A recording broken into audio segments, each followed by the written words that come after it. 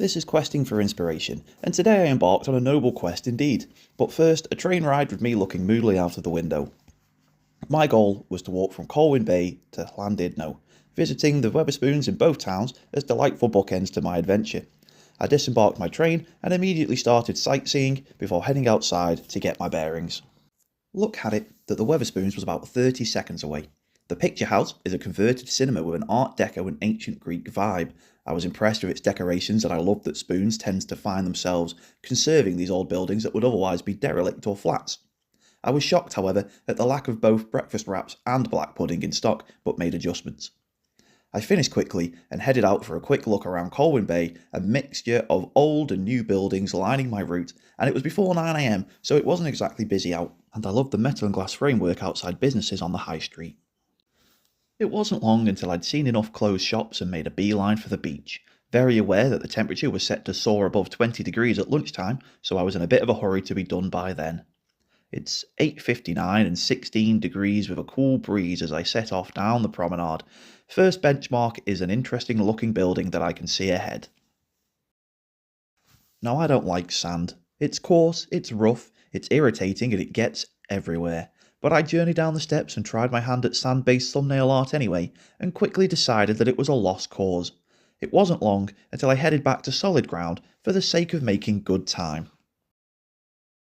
Back on terra firma, I got to see some wind ornaments and a small bay before I made it to the interesting building in the town of Ross-on-Sea, which it turns out was some closed down shops.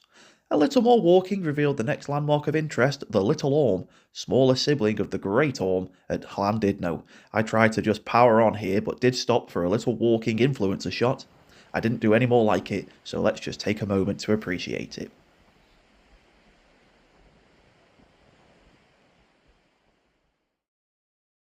My original plan was to cut around the inland side of the Little Orme, but as I grew nearer, I decided that I'd be annoyed at myself if I didn't at least take a little detour.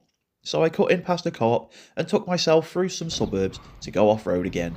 The landscape of North Wales has the entrances to places like this tucked inside housing estates like the hill is in someone's back garden. It was a really nice area, and once I'd reached the end of the headland, the views were immaculate, especially from atop this little quarry wall. I'm not the biggest fan of heights, and I ended up scooting back down to avoid the vertigo feeling I got looking out at sea. On the way out of the quarry area, I got lost and ended up back at the entrance instead of further down the road, but I think I avoid climbing any higher up Little Orme, so I wasn't too upset. A walk along my original planned route up a hill led me to a sign welcoming me to Llandudno. Though I still had a good half hour plus of walking to go, I opted to stick to the main road and got to see a man summiting the Little Orme. And now I was on the final stretch. Llandudno beach was in sight, and I enjoyed seeing the town from up here. A benefit of adventures like this is viewing places from new angles. Llandudno looks resplendent from this angle, with its rows of hotels on the front.